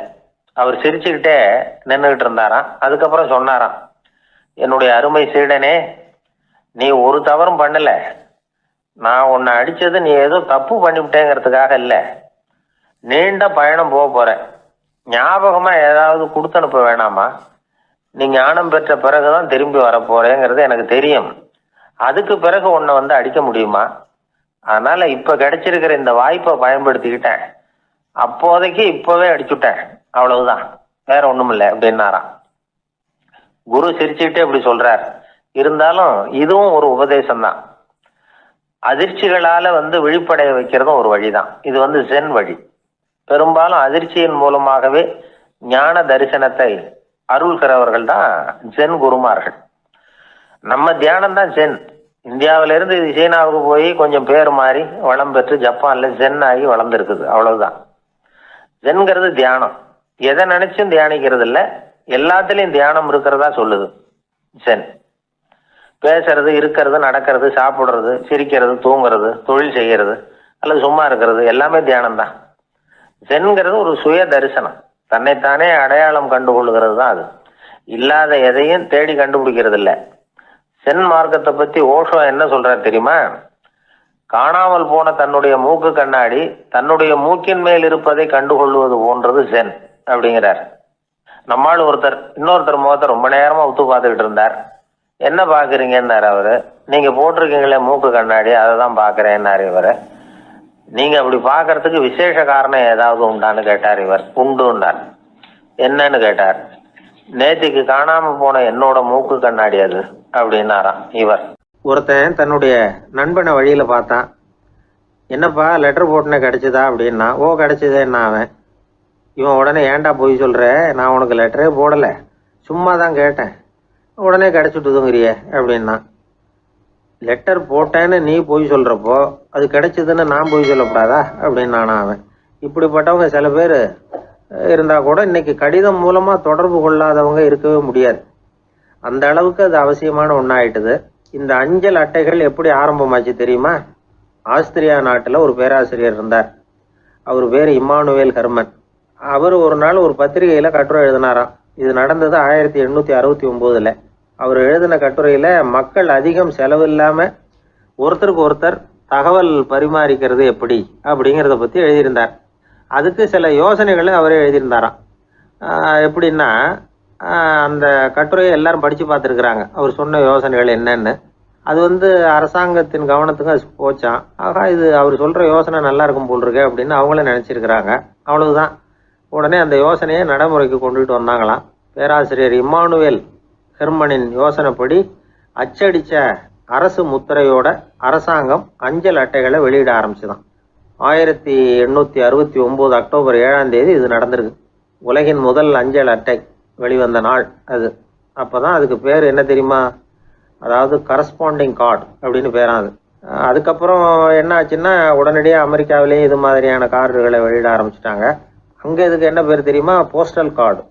அதுக்கப்புறம் 1870 இங்கிலாந்துலேயும் இதை வெளியிட்டாங்களாம். அதை வெளியிட்ட முதல் நாள் அன்னைக்கு என்ன நடந்தது தெரியுமா? மக்கள்லாம் ஏதோ நியாய விலை கடையில் நிற்கிறது மாதிரி பெரிய பெரிய கியூ வரிசையில் நின்று இதை வாங்கினாங்களாம். நம்ம நாட்டில் முதல் அஞ்சலகம் 1927 கல்கத்தாவில் ஆரம்பமாயிருக்கு. இன்னைக்கும் அஞ்சலகம் இல்லாத இடமே இல்லை. அந்த அளவுக்கு அஞ்சல் போக்குவரத்து அதிகமாக இருக்குது. அன்னைக்கு உள்நாட்டில் ஒருத்தருக்கு ஒருத்தர் தகவல் பரிமாற்றம் செய்து கொள்ள மலிவான ஒரு அஞ்சல் அட்டையை அரசாங்கம் வெளியிடலாம் அப்படின்னு பேராசிரியர் எழுதின கட்டுரை இன்னைக்கு எந்த அளவுக்கு ஆகியிருக்கு பார்த்தீங்களா? ஒருத்தன் ஒரு தபால் பெட்டிக்கு பக்கத்தில் தலையை வச்சுக்கிட்டு அவன் பாட்டுக்கு நின்றுட்டு இருந்திருக்கான். அங்கேருந்து இன்னொருத்தன் கேட்டிருக்கான் என்ன ஆச்சுன்னு. கொஞ்ச நேரத்துக்கு முன்னாடி இந்த தபால் பெட்டியில் ஒரு கார்டு எழுதி போட்டேன், விவரமெல்லாம் நல்லா தான் எழுதியிருக்கிறேன், ஆனால் அட்ரஸ் எழுத மறந்துட்டேன் அப்படின்னு நானா. உடனே அவன் அதுக்காக கவலைப்படாத, நான் போட்ட கார்டில் அட்ரஸ் எல்லாம் பின்கோடு உள்பட கரெக்டாக எழுதியிருக்கேன், ஆனால் விவரம் எழுத மறந்துட்டேன் நானா. கவலைப்படாத, கொஞ்ச நேரத்தில் தபால்காரர் வருவார், பெட்டியை திறந்ததும் நம்ம லெட்டரை கேட்டு வாங்கிக்கலாம்னா ஒருத்தன். கொஞ்ச நேரத்துக்கு முன்னாடி அவர் வந்தார், கேட்டேன், அதுக்கப்புறம் தான் மனசுக்கு ரொம்ப கஷ்டமாக போச்சு நானா. இவன் ஏண்டான்னு கேட்டிருக்கான். அவன் இது தபால் புட்டு இல்லையா. ஒரு தடவை கலைவாணர் NS கிருஷ்ணன் பேராசிரியர் கல்கியை சந்திச்சு பேசிக்கிட்டு இருந்தாராம். கலைவாணர் கல்கியை பார்த்து எனக்கு கதை எழுத ஆசையா இருக்கு, எப்படி எழுதுறதுன்னு கேட்டாராம். கதை எழுதுறதுக்கு 4 மை வேணும்னாராம் கல்கி. அப்படியா, அப்படின்னா என்னென்ன கலர் மை அப்படின்னு கேட்டிருக்காரு கலைவாணர் சிரிச்சுக்கிட்டே. நான் சொன்னது கலர் மை இல்லை, அது வேற மை. அதாவது கதை எழுதுறதுக்கு தேவைப்படுகிற 4 மை எதுன்னா, 1 திறமை, 2 பேணாமை, 3வது தனிமை, 4வது பொறுமை அப்படின்னாராம். உடனே கலைவாணர் உங்க யோசனை அருமை அப்படின்னாராம். அதுதான் கலைவாணர். பொதுவாக எழுத்தாளர்கள் எழுதுகிற மாதிரி நடந்துக்கிறது இல்லை, ஆனால் கலைவாணர் என்ன சொல்லுவாரோ அதே மாதிரி நடந்துக்குவார். எல்லாருக்கும் எல்லாம் கிடைக்கணுங்கிற கருத்தை சினிமா படங்களில் வலியுறுத்துவார். அதே மாதிரி நடைமுறை வாழ்க்கையிலேயும் எல்லாருக்கும் எல்லாமும் கொடுப்பார். பணம், பதவி, புகழ் இப்படி எதுவுமே இல்லாத ஒரு சாதாரண மனுஷனா இருந்தா கூட இவர் மனுஷனுக்கு கொடுக்குற மரியாதையில கொஞ்சமும் குறைச்சல் இருக்காது. இந்த குணம் சாதாரணமா எல்லாருக்கும் இருக்கிறது இல்லை. அவரு சினிமா தியேட்டருக்கு போய் சினிமா பார்க்கறது வழக்கம். அவர் வந்திருக்கிறாருங்கிறது தெரிஞ்சா போதும், வெளியில பிச்சைக்காரங்க வந்து கூடிடுவாங்க. இது அவருக்கு தெரியும். வெளியில நம்மளை நம்பி ஒரு கூட்டம் காத்துக்கிட்டு இருக்குமேன்னு நினைப்பார். உடனே ஒரு 100 ரூபா நோட்டை கொடுத்து சில்லறையா மாத்திட்டு வர சொல்லுவார். படம் முடிஞ்சு வெளியில வர்றப்போ சில்லறையோட வருவார், எல்லாருக்கிட்டையும் கொடுத்துருவார். ஏன்னா எல்லாரும் தேடிட்டு வருவாங்க அவரை. என்ன எல்லாரும் சௌக்கியமா இருக்கிறீங்களா அப்படின்னு பிரியமா விசாரிப்பார். ஏதோ ரொம்ப நெருங்கின சொந்தக்காரங்களை விசாரிக்கிறது மாதிரி விசாரிப்பார். தன்கிட்ட இருக்கிற சில்லறையை எல்லாருக்கும் சமமா பிரித்து கொடுத்துட்டு தான் அங்கேருந்து புறப்படுவார். ஒரு நாள் அது மாதிரி புறப்படுற சமயத்தில் ஒரு சின்ன பையனுக்கு சில்லறை எதுவும் கிடைக்கல கொடுக்கறதுக்கு. இது கலைவாணருக்கு தெரியாது. காரில் ஏறி புறப்பட்டு போயிட்டார். அந்த பையன் காரை பிடிச்சிக்கிட்டு பின்னாடியே ஓடிச்சாந்துருக்கிறான். ஐயா, நீங்களே இல்லைன்னு சொன்னால் நான் என்ன பண்ணுறது, இன்னைக்கு பட்னி தான், அம்மாவுக்கு வேற உடம்பு சரியில்லை அப்படின்னு கத்திக்கிட்டே ஓடியாந்தானா. கலைவாணர் கவனிச்சுட்டார். உடனே காரை நிறுத்த சொன்னார், இறங்கினார். அந்த சின்ன பையனை கட்டி பிடிச்சிக்கிட்டு என்னை மன்னிச்சுக்கப்பா, நான் கவனிக்காமல் வந்துட்டேன் அப்படின்னு சொல்லி அழ ஆரம்பிச்சுட்டாராம். இன்னொரு தடவை இதே மாதிரி ஒரு தியேட்டர்லேருந்து வெளியில் வந்திருக்கிறார். ஒரு ஆள் அவர்கிட்ட வந்து நின்றுருக்கார். அவர் கொடுக்கறதுக்கு இவர்கிட்ட பணம் இல்லை. பணம் இல்லையாப்பா அப்படின்னாராம். உங்ககிட்டயே இல்லையா அப்படின்னாராம் அவர். கலைவாணருக்கு மனசு ரொம்ப சங்கடமாக போச்சு. உடனே புறப்பட்டு வீட்டுக்கு போனார். அங்கே இங்கே தேடி பார்த்து அங்கேருந்து கொஞ்சம் நெஞ்ச சில்லறையை எடுத்தார். காரு டிரைவரை கூப்பிட்டார். தியேட்டர் வாசலில் நின்றுக்கிட்டு இருந்த ஆசாமியோட அங்க அடையாளங்களை சொன்னார். காரை எடுத்துகிட்டு போய் அந்த ஆளை கண்டுபிடிச்சி இந்த காசை கொடுத்துட்டு வா அப்படின்னு அனுப்பி வச்சாராம். பிச்சை போடுறதுக்காக காரை அனுப்புனதாக வேற யாரை பற்றியாவது நீங்கள் கேள்விப்பட்டிருக்கிறீங்களா? அவர் ஒரு வித்தியாசமான மனிதர், வித்தியாசமான கலைஞர். கலைவாணரோட சகோதரர் கல்யாணம் நடந்தது. அதில் தியாகராஜ பாகவதர் கச்சேரி முடிஞ்ச உடனே அதில் சம்பந்தப்பட்ட கலைஞர்களுக்கெல்லாம் கலைவாணர் பரிசுகள் கொடுக்குறார். அந்த கச்சேரியில் கடம் வாசித்தவருக்கு மட்டும் மற்ற எல்லாருக்கும் கொடுத்ததை விட பெருசா ஒரு வெள்ளி கோப்பையை பரிசா கொடுத்தாராம். மற்றவங்களுக்கெல்லாம் சின்னதா கொடுத்துட்டு கட வித்துவானுக்கு மட்டும் பெருசா பரிசு கொடுக்குறீங்களே ஏன்னு கேட்டிருக்கிறாங்க. அதுக்கு கலைவாணர் விளக்கம் கொடுத்தாராம். இப்பெல்லாம் ரயில்ல கூட்டம் அதிகங்கிறது உங்களுக்கு எல்லாருக்கும் தெரியும். இந்த வித்துவான் இவ்வளவு பெரிய மண்பானைய ரயில்ல ரொம்ப பத்திரமா உடையாம ரொம்ப தூரத்துல இருந்து கொண்டு வந்திருக்கிறாரே, அது என்ன சாமானியமான காரியமா? அவரோட அந்த சாமர்த்தியத்தை பாராட்டுறதுக்காக தான் அவருக்கு இவ்வளவு பெரிய பரிசு அப்படின்னாராம். அறிவில் சிறந்தவர்கள் ஆண்களா பெண்களா? என்னுடைய நண்பர் ஒருத்தரை பார்த்து நான் கேட்ட கேள்வி இது. அவர் மெதுவா தன்னுடைய தலையை சொரிஞ்சுக்கிட்டே சொன்ன பதில், அதுல என்ன சார் சந்தேகம், அவங்க தான் அப்படின்னார். அனுபவ அடிப்படையில் அவர் இப்படி சொல்றார். அறிவியல் அடிப்படையில் பார்க்குறவங்களும் இப்படிதான் சொல்றாங்க. இயற்கையின் நோக்கம் இனப்பெருக்கம், இதுல பெண்களின் பங்கு அதிகம். அதனால இயற்கையே பெண்களுக்கு பல சலுகைகளை கொடுத்துருக்குது, சக்தியை கொடுத்துருக்குது. இப்போ வெளிநாடுகளில் இதை பற்றியெல்லாம் நிறைய ஆராய்ச்சி பண்ணி பார்த்துருக்குறாங்க, புள்ளி விவரங்கள்லாம் வெளியிட்டிருக்கிறாங்க. ஆண் குழந்தைகளை விட பெண் குழந்தைகள் முன்னாடியே பேச ஆரம்பிச்சுடுறாங்களாம். அது மட்டும் இல்லை, அதிக எண்ணிக்கையில் வார்த்தைகளை கற்றுக்கிறாங்களாம். அப்புறம் பலவிதமான வாக்கிய அமைப்புகளை அமைச்சு பேசுறதுலையும் பெண் குழந்தைகள் முன்னாடியே ஆரம்பிச்சுடுறாங்களாம். இதெல்லாம் சீக்கிரமாக செய்கிறது பெண் குழந்தைகள் தான். சம வயது உள்ள ஆண் குழந்தைகள் பெண் குழந்தைகள் இவங்களை வச்சு சோதனைகள் பண்ணி பார்த்துருக்குறாங்க.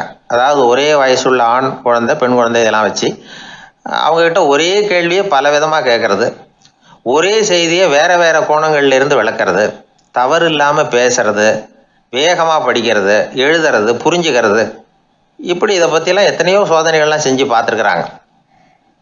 அப்படி பார்த்ததுல என்ன தெரிஞ்சதுன்னா, அதில் எல்லாம் ஆண் குழந்தைகளை விட பெண் குழந்தைகள் 1.5 மடங்கு அதிக திறமை உள்ளவங்களாக இருக்கிறாங்களாம். இன்னொரு மொழியை கற்றுக்கிறது, பேசுறது, எழுதுறது இது கூட பெண்களுக்கு சுலபமாக வருதான். 2 மொழிகளை மாற்றி மாற்றி பேசுறது, மொழிபெயர்க்கிறது, இப்படிலாம் கூட சோதனை பண்ணி பார்த்துருக்குறாங்க. இதுலேயும் பெண்களுக்கு தான் அதிக திறன். சரி, இதை விடுங்க. புள்ளி வச்சு கோலம் போடுறது, அதில் இருந்து இந்த கை கடிகாரங்களில் கம்ப்யூட்டர்களில் நுண்ணிய பாகங்களை பொருத்துறது, இது வரைக்கும் பெண்கள் தான் திறமையாக செயல்படுறாங்க அப்படிங்கிறது அந்த சோதனை முடிவு. இந்த நுட்பம், துல்லியம், விரைவு, சிறு கை இயக்கங்களோடு செய்ய வேண்டிய மென்மையான பணிகள், இதுக்கெல்லாம் தேவை கவன குவியம், பொறுமை, இதெல்லாம் பெண்கள்கிட்ட தான் இருக்குதான். அமெரிக்காவில் இன்னொரு சோதனை கூட செஞ்சு பார்த்துருக்குறாங்க. பெண்களின் மூக்கு மோப்ப உணர்வு இதெல்லாம் எப்படின்னு பார்த்துருக்குறாங்க. பெண்கள் அதிக எண்ணிக்கையில் வாசனைகளை பிரித்து கண்டுபிடிச்சி விடுறாங்களாம். ஆண்களால் அந்த அளவுக்கு முடியலையாம். சரி, காது எப்படின்னா செவிப்புலன் உணர்வும் பெண்களுக்கு தான் அதிகமாக. ஒரு கும்பல், அதில் பலவிதமான சத்தம், அதுக்கு இடையில இந்த குரலோட தொனி, ஏற்ற இறக்கம், இதை வச்சே பேசுகிற ஆளை கண்டுபிடிச்சிடுறாங்களாம். ஒரு கூட்டத்தில் தன்னுடைய வீட்டுக்காரர் எங்கே இருக்கார், பிள்ளைகள் எங்கே இருக்காங்க அப்படிங்கிறதெல்லாம் பெண்கள் சீக்கிரமாக கண்டுபிடிச்சி விடுறாங்களாம். இன்னொரு விஷயம், ஒரு பொருளை பார்த்த உடனே அது என்னென்னு அடையாளம் கண்டுக்கிறது, அதை மனசில் பதிய வச்சுக்கிறது, அப்புறமா இன்னொரு சந்தர்ப்பத்தில் அது எங்கே இருந்தது அப்படின்னு சரியாக ஞாபகப்படுத்திக்கிறது, இது மாதிரி சோதனைகள்லாம் கூட பெண்கள் தான் முன்னணியில் இருக்கிறாங்க. ஒரு சராசரி சூழ்நிலையில் ஆண்களை விட அதிகமான எண்ணிக்கையில் புன்னகை புரியறது, சிரிக்கிறது பெண்கள் தானா. அதிகமாக தோழமை உணர்வோடு பேசுறது அவங்க தானா. 2 பெண்கள் பேசிகிட்டு இருக்கிறதையும் பாருங்கள், அதே மாதிரி 2 ஆண்கள் பேசிகிட்டு இருக்கிறதையும் பாருங்கள். ஆண்கள் ஒரு அடி தள்ளியே நின்று பேசிகிட்டு இருப்பாங்க. மருத்துவர்களை எடுத்துக்கொள்ளுங்கள், அதாவது சிரிச்ச முகத்தோட நோயாளிகள்கிட்ட பரிவோடு பேசுறதுல பெண் டாக்டர்கள் தான் அதிகம். இதுவரை சொல்லப்பட்டது எல்லாமே அறிவியல் பூர்வமான செய்திகள். அதனால இளம் பெண்கள் வாழ்க்கையில சோர்வடைய தேவையில்லை. இயற்கையே நமக்கு சாதகமா இருக்கு, எல்லாம் முடியும் நம்மால அப்படிங்கிறத அவங்க புரிஞ்சுக்கணும். ஒரு பையன் தன்னுடைய அப்பா அம்மா திருமண ஆல்பத்தை புரட்டிக்கிட்டே இருந்தான். அப்புறம் அம்மாகிட்ட கேட்டான், அம்மா இது யாரு சின்ன வயசுல எடுத்ததா, இது என்னன்னு தெரியலையே, இந்த படத்துல அழகா மீசை வச்சுக்கிட்டு சிரிச்சுக்கிட்டு நிக்கிறது யார் அப்படின்னு கேட்டான். அதுதான்டா அவங்க அப்பான்னாங்க அந்த அம்மா. அப்படின்னா இப்போ நம்ம வீட்டில் நரைச்ச தலையோட அழுது வடிஞ்சிட்டு இருக்காரு ஒருத்தர், அவர் யாருன்னு கேட்டானா. இது பையனுடைய புத்திசாலித்தனம். பெண் பிள்ளைகள் அப்படி கேட்கறது இல்லை. அதனால இந்த கதையெல்லாம் எதுக்காக அப்படின்னா, இளம் பெண்கள் வாழ்க்கையில சோர்வு அடைஞ்சு போயிடக்கூடாது. அதனால பெண்கள் எல்லாம் முடியும் நம்மாலும் அப்படிங்கிறத நினைச்சு செயல்பட்டாங்கன்னா வாழ்க்கையில வெற்றி நிச்சயம். ஒருத்தங்க கூட நாம சண்டை போடுறோம், அதுல நாமளே ஜெயிச்சு விடுறதா வச்சுக்குவோம். நம்ம மனசுக்கு சந்தோஷமா தான் இருக்கும். இருந்தாலும் உள் மனசுல ஒரு பயமும் உண்டாகலாம். தோத்து போனவன் சும்மா இருப்பானா? அவன் மறுபடியும் எப்ப சந்தர்ப்பம் வரும்னு எதிர்பார்த்துக்கிட்டு தானே இருப்பான். அதனால வெற்றியின் ஒரு பக்கம் சந்தோஷமா இருந்தாலும் இன்னொரு பக்கம் பயமா தான் இருக்கும். ஒரு மன்னன் இருந்தான். நிறைய பேரோட அவன் சண்டை போட்டான், ஜெயிச்சான், பல நாடுகளை வென்றான். அதனாலேயே அவன் மனசுக்குள்ள ஒரு பயம் உண்டாயிட்டுது. பகை மன்னர்கள் எல்லாம் படையெடுத்துக்கிட்டு வந்துட்டா என்ன பண்றது அப்படிங்கிற பயம். எல்லாரும் இப்ப இருக்கிற இந்த மாளிகையை கைப்பற்றிக்கிட்டா என்ன பண்றது அப்படின்னு யோசனை பண்ணா நடுங்க ஆரம்பிச்சிட்டான். ஏன் ஒரு மாதிரியா இருக்கிறீங்க அப்படின்னு கேட்டார் அமைச்சர். இவன் விவரத்தை சொன்னான். 2 பேருமா சேர்ந்து ஒரு திட்டம் போட்டாங்க. அதன் பிரகாரம் ஒரு பெரிய மாளிகை ஒண்ணு புதுசா கட்டினாங்க. அதுக்கு ஜன்னல்லாம் எதுவும் கிடையாது. உள்ள போறதுக்கு வெளியில வர்றதுக்கு ஒரே ஒரு கதவு மட்டும்தான் உண்டு. அதை தவிர அந்த மாளிகைக்கு வேற எந்த வழியும் கிடையாது. ஒரு சின்ன துவாரம் தெரிஞ்சா கூட அதையும் சுத்தமா அடைச்சுட்டாங்க. ஒரே ஒரு கதவு வச்சானே, அந்த வழியை பாதுகாக்கிறதுக்கும் ஏராளமான வீரர்களை காவலுக்கு நிறுத்தி வச்சிருக்கிறாங்க. இவ்வளவும் பண்ணி முடிச்சதுக்கு அப்புறம் தான் அந்த மன்னனுக்கு மனசு திருப்தியா இருந்துதான். ஒரு நாள் அந்த ராஜாவும் அமைச்சரும் அந்த ஒரு கதவு வழியா வெளியில வந்திருக்கிறாங்க மெதுவா. என்ன அமைச்சரே, எப்படி நம்ம ஏற்பாடு அப்படின்னு அட்டகாசமா சிரிச்சுக்கிட்டே கேட்டானா ராஜா. அபாரம்னார் அமைச்சர். அவர் வேற என்ன சொல்லுவார்? இவங்க 2 பேரும் இப்படி பேசிக்கிட்டதை அங்க வீதி ஓரமா உட்கார்ந்து இருந்த ஒரு பெரியவர் கேட்டுட்டு அவரு சிரிச்சாராம். அவரு சிரிக்கிறத பார்த்தும் மன்னனுக்கு கோவம் வந்துட்டுது. அதை பார்த்ததும் ஏன்பா சிரிக்கிறேன்னு கேட்டிருக்கார். அதுக்கு அந்த பெரியவர் சொன்னாராம், ரொம்பவும் புத்திசாலித்தனமா தான் இந்த மாளிகையை கட்டி இருக்கிறீங்க, ரொம்ப பாதுகாப்பா தான் இருக்குது, இருந்தாலும் ஒரு குறை தெரியுதுன்னார். என்னன்னு கேட்டார் அவரு. வேற வழியே வைக்காம மாளிகை கட்டின நீங்க என்னத்துக்காக ஒரே ஒரு வழி மட்டும் வச்சிருக்கிறீங்க? அந்த வழியா எதிரிகள் நுழைஞ்சுட்டா என்ன பண்ணுவீங்க அப்படின்னார். என்ன பண்றதுன்னார் அவரு. அதையும் ஒரு கருங்கல் சுவர் எழுப்பி சுத்தமா அடைச்சு விடுங்க, அதுதான் நல்லது. அதுக்கப்புறம் எதிரிகள் பயம் கொஞ்சம் கூட இல்லாம நீங்க உள்ள உட்காந்துக்கலாம், அதுதான் ரொம்ப பத்திரம் அப்படின்னார். மன்னன் யோசனை பண்ணி பார்த்தான். பளிச்சுன்னு ஒரு யோசனை தோணுச்சு. அது சரி, நீங்க சொல்றது மாதிரி அந்த ஒரு வழியையும் அடைச்சுட்டா இந்த மாளிகைங்கிறது ஒரு கல்லறை மாதிரி ஆயிடுமே அப்படின்னாராம். இப்ப மட்டும் இது எப்படி இருக்குதுன்னு நினைக்கிறீங்க? கல்லறை மாதிரி தானே இருக்குது அப்படின்னார் பெரியவர். எதிரி உங்களை சாகடிக்கலைன்னாலும் நீங்களா ஒரு நாள் சாகத்தானே போறீங்க அப்படின்னார். அதுக்கப்புறம் கொஞ்சம் விளக்கமும் கொடுத்தார். உங்க மாளிகையில எவ்வளவு ஜன்னல்களும் கதவுகளும் இருக்குதோ அந்த அளவுக்கு வெளி உலகத்தோட உங்களுக்கு தொடர்பு இருக்கு. அந்த அளவுக்கு உங்க வாழ்க்கையில ஒரு இயக்கம் இருக்குது. கதவுகளை மூட மூட வாழ்க்கையும் அடப்பட்டு போடும். நான் கூட ஒரு காலத்துல மாளிகையில தான் இருந்தேன். அதோட சுவர்கள் இருந்ததுல அதை எவ்வளவுதான் தள்ளி தள்ளி போட்டாலும் என்னுடைய வாழ்க்கைக்கு அதெல்லாம் ஒரு எல்லை கோடுகள் மாதிரி தெரிஞ்சுது. அதை உணர்ந்தேன். வாழ்வுக்கு எல்லையே இருக்கக்கூடாதுன்னு நினைச்சேன். அதனாலதான் இப்படி இங்க உட்காந்துட்டேன். இப்ப என்னுடைய வாழ்வுக்கு வானம் தான் கூரை, இந்த நிலம்தான் என்னுடைய மாளிகை. இப்பதான் வாழ்க்கையை முழுமையா என்னால உணர முடியுது, அனுபவிக்க முடியுது அப்படின்னாரு அந்த பெரியவர். அந்த அரசர் ஒரு பெரிய தத்துவத்தை புரிஞ்சுக்கிட்டாராம். தன்னோட மாளிகைக்கு நிறைய ஜன்னல்களையும் கதவுகளையும் வைக்க சொல்லி உத்தரவு போட்டாராம். இப்படி ஒரு கதை உண்டு. ஒரு சுடுகாட்டுல ஒரு கல்லறைக்கு மேல கால் போட்டுக்கிட்டு உட்காந்துக்கிட்டு இருந்தான் ஒருத்தன். அந்த வழியா போன ஒருத்தர் அவனை பார்த்து கேட்டாராம், ஏப்பா இப்படி பேய் பிசாசு நடமாடுற இந்த மயானத்துக்கு கல்லறைக்கு மேல உட்கார்ந்து இருக்கிறியே அப்படின்னு கேட்டாராம். எவ்வளவு காலம் தாங்க உள்ளேயே இருக்கிறது, ஒரே புழுக்கமா இருந்தது, அதுதான் காத்து வாங்கலாம்னு வெளியில உட்கார்ந்து இருக்கிறேன் அப்படின்னு நானா. அந்த எப்பவும் சுத்தமா இருக்கணும், அதுதான் நல்லதுன்னு ஒருத்தர். நான் அப்படித்தான் சார் இருக்கிறேன், தினம் 2 வேளை சோப்பு போட்டு குளிக்கிறேன் இன்னொருத்தர். உடம்பு மட்டும் சுத்தமா இருந்தா போதாது சார், மனசும் சுத்தமா இருக்கணும்னாரு அவரு. மனசை சுத்தப்படுத்துறதுக்கு என்ன சோப்பு சார் போடலான்னு கேட்டாரு இவர். ஆன்மீகம்ங்கிற சோப்பு தான் அதுக்கு பொருத்தம்னாரு அவர். ஆன்மாவை மேம்படுத்துகிற ஒரு முயற்சி தான் ஆன்மீகம்ங்கிறது. அந்த முயற்சியை எப்படி பண்றது?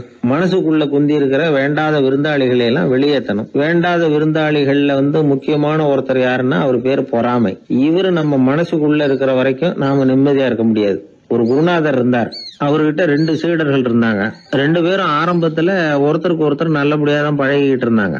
ஆனாலும் என்னமோ தெரியல, கொஞ்ச நாள்ல இந்த 2 பேர்ல ஒருத்தன் மனசுக்குள்ள பொறாமைங்கிற விருந்தாளி உட்கார ஆரம்பிச்சுட்டார். அந்த சீடனும் அதுக்கு இடம் கொடுத்துட்டான். குரு கிட்ட தான் நல்ல பேர் வாங்கணும் அப்படின்னும் தன்னுடைய நண்பன் கெட்ட பேர் வாங்கணும் அப்படின்னு அவனுக்கு ஒரு ஆசை வந்துட்டுது.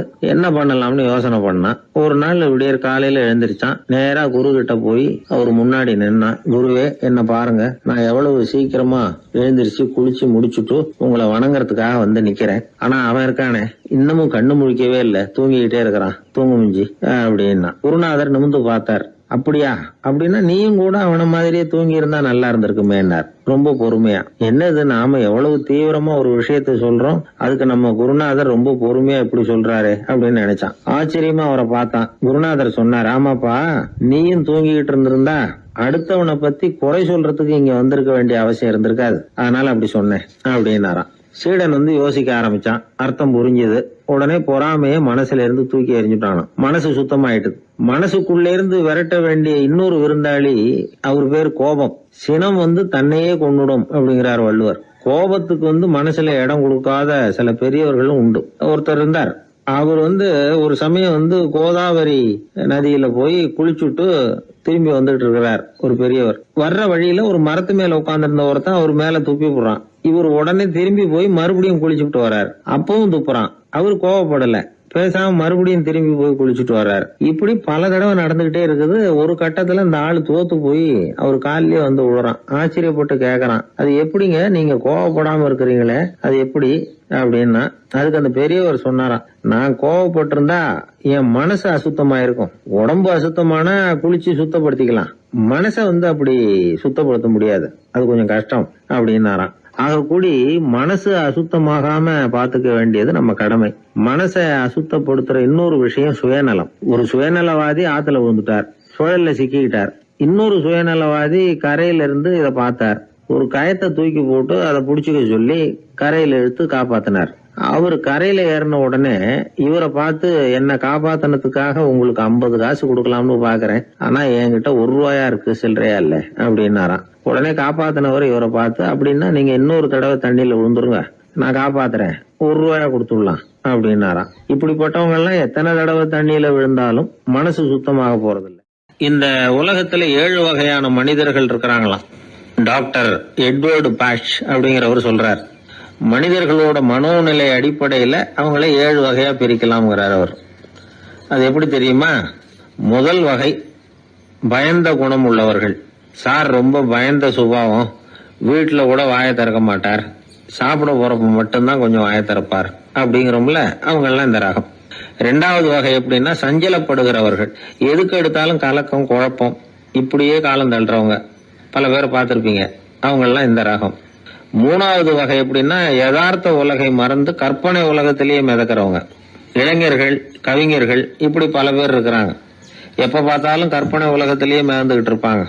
கிட்டத்துல போய் என்னங்க ஒரு மாதிரியா இருக்கிறீங்களே அப்படின்னு கேட்டு பாருங்க, ஒரு அற்ப புழுவை பாக்குறது மாதிரி உங்களை பார்ப்பாங்க.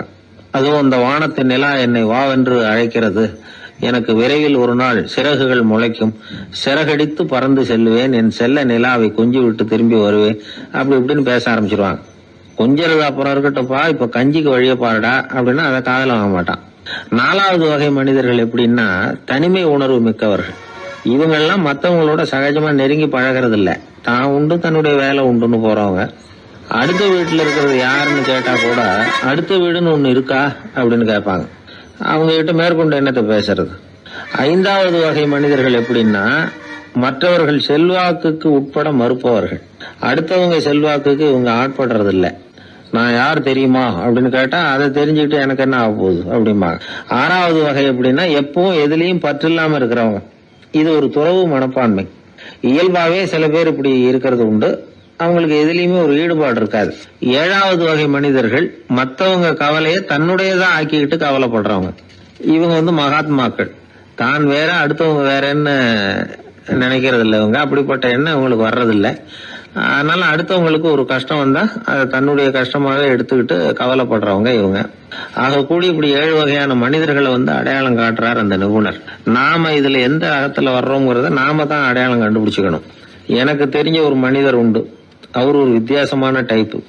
எதையும் பிராக்டிக்கலா யோசிக்கிறவர். எப்பவும் அடுத்தவங்களுக்கு ஒன்றும் பண்ண மாட்டாரு. ஆனா நினைக்கிறது என்னன்னா அடுத்தவங்களும் நல்லா இருக்கணும், நாமளும் சந்தோஷமா இருக்கணும் அப்படின்னு ஆசைப்படுறவர். அவருக்கு ஒரு சமயம் திடீர்னு உடம்பு சோகம் இல்லாம போயிட்டுது. டாக்டர் கிட்டத்துல போனார், பணம் கொடுத்தார், வைத்தியம் பார்த்தார். அவரு எழுதி கொடுத்த மருந்து சீட்டை வாங்கிட்டார். மருந்து கடைக்கு போனாரு, பணம் கொடுத்தாரு, மருந்து வாங்கினார். அதை எடுத்துட்டு வீட்டுக்கு வந்தார். அதுக்கப்புறம் அந்த மருந்து சாப்பிடணும்ல, சாப்பிடல, அப்படியே சும்மா வச்சுட்டார். அவரை பார்த்து கேட்டோம், ஏன் சார் இப்படி பண்றீங்க, வீண் செலவு தானே இது, நீங்க எதுக்காக டாக்டர் கிட்ட போய் பணம் செலவு பண்ணீங்க அப்படின்னு கேட்டாங்க. அது சொல்றாரு, டாக்டர் வாழணும் இல்லையா அதுக்காக. சரி, அதுக்கப்புறம் என்னத்துக்கு மருந்து வாங்கினீங்க அப்படின்னு கேட்டா, மருந்து கடைக்காரர் வாழணும் இல்லையா அதுக்காக அப்படின்னாரு. சரி, அப்புறம் ஏன் வாங்கின மருந்து சாப்பிடாம வச்சிருக்கிறீங்க அப்படின்னா, நான் வாழணும் இல்லையா அதுக்காக அப்படின்னாராம் அந்த ஆள். ஒரு பூங்கா, அங்க ஒருத்தர் நின்றுட்டு இருக்கிறார், ஏதோ ஆழ்ந்த யோசனையில இருக்கிறார். அந்த பக்கமா இன்னொருத்தர் வந்தார், இவரை கவனிச்சார். என்ன யோசனைன்னு கேட்டார். எப்படி எழுந்திருக்கிறதுன்னு யோசனை பண்ணிட்டு இருக்கிறேன்னாரு. அவர் கேட்டவருக்கு ஒரு மாதிரி ஆயிட்டது. ஏற்கனவே நின்றுகிட்டு இருக்கிற ஒருத்தர் எப்படி எழுந்திருச்சு நிக்கிறதுன்னு யோசிக்கிறாருன்னா அது ஆச்சரியம் தானே. அதுக்கப்புறம் இவர் யோசிக்க ஆரம்பிச்சார், என்ன இவர் இப்படி பேசுறாரு அப்படின்னு. கீழே விழுந்தாதானே எழுந்திருச்சு நிக்க முடியும். எழுந்திருக்கணும்னு நினைக்கிறவங்க முதல்ல கீழே விழணும். இவர் முதல்ல கீழே விழணும், அதுக்கப்புறம் தான் எழுந்திருக்கிறது எப்படின்னு சிந்திக்க முடியும். இந்த உலகத்துல எல்லாருமே கீழே விழுந்து எழுந்தவர்கள் தான். இப்ப இந்த குழந்தை பருவத்துல கீழே விழாம நடைபயில கற்றுக்கிட்டவங்க யாராவது உண்டா? சின்ன வயசுல ஒரு தடவை கூட கீழே விழல சார், அப்படியே பிறந்தாரு, வளர்ந்தாரு, பெரியவர் ஆயிட்டார் அப்படின்னு யாரையும் சொல்ல முடியாது. மனுஷங்கிறவன் விழுந்து புரண்டு எழுந்துதான் நடக்க கத்துக்கிறான். ஒரு உண்மையை நாம எல்லாரும் புரிஞ்சுக்கணும்.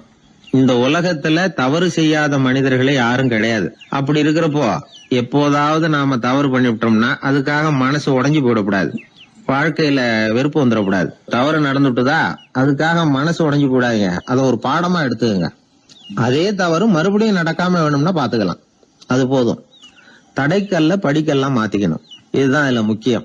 ஒரு அலுவலகம், அங்க ஒரு அதிகாரி, அவர் உயர்ந்த பதவியில் இருந்தார், சிறந்த நிர்வாகின்னு பேர் வாங்கினவர்.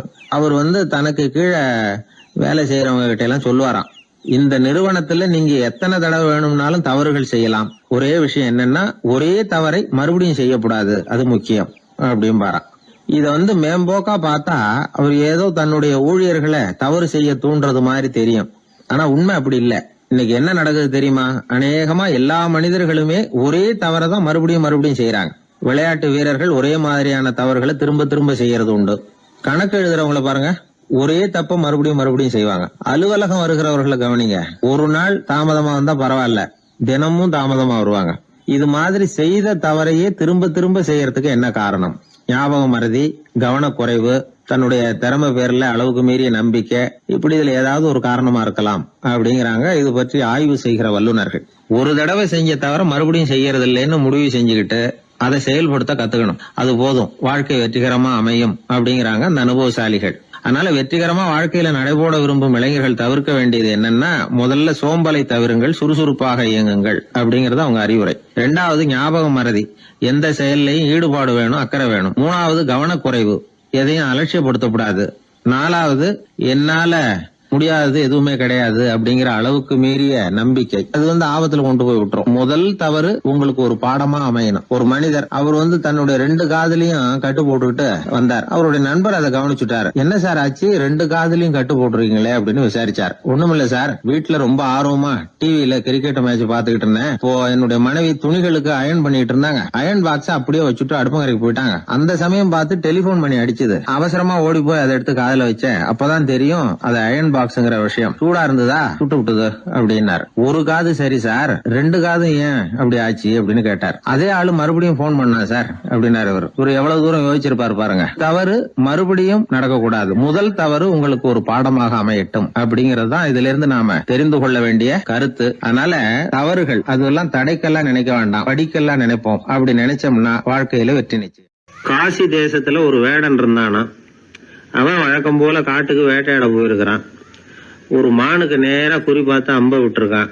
குறி தவறி போய் அந்த அம்பு ஒரு பெரிய மரத்து மேல போய் குத்திக்கிட்டுது. விஷம் தடவுன அம்பு, அதனால மரம் வீணா போயிட்டுது.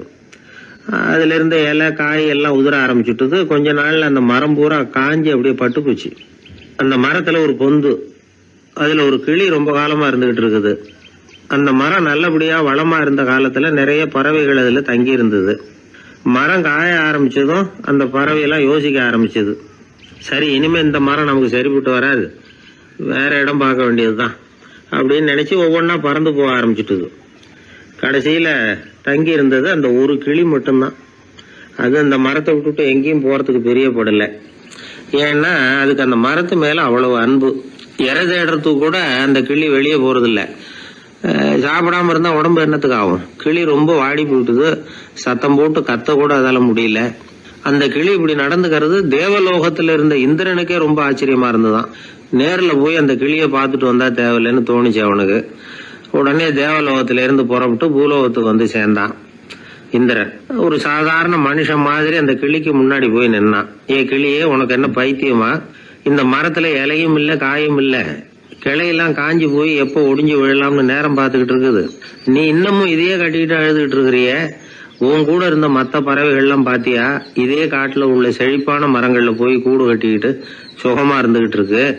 நீ மட்டும் ஏன் இப்படி கஷ்டப்படணும் அப்படின்னு கேட்டான் இந்திரன். கிளியை சும்மா சோதிக்கிறதுக்காக தான் அப்படி கேட்டிருக்கான். அந்த கிளிக்கு தவ வலிமை அதிகம், அதனால வந்திருக்கிறது இந்திரன் தாங்கிறது அதுக்கு புரிஞ்சு போச்சு. தேவேந்திரா, நான் இந்த மரத்துலதான் பிறந்தேன் வளர்ந்தேன். சின்ன வயசுல இருந்து என்னை வளர்த்து காப்பாத்தி ஆளாகினது இந்த மரம் தான். எனக்கு பசி எடுத்தப்போ பழம் கொடுத்தது இந்த மரம் தான். எனக்கு ஆபத்து வந்தப்போ அடைக்கலம் கொடுத்தது இந்த மரம் தான். இப்ப இந்த மரம் கஷ்ட திசையில இருக்குது. இந்த நேரத்துல நான் மட்டும் நல்லா இருந்தா போதும்னு நினைக்கலாமா? அது சுயநலம் இல்லையா? இப்படி இது துன்பப்படுற காலத்துல நானும் இது கூட இருந்து துன்பத்தை சகிச்சுக்கிறது தான் நியாயம்.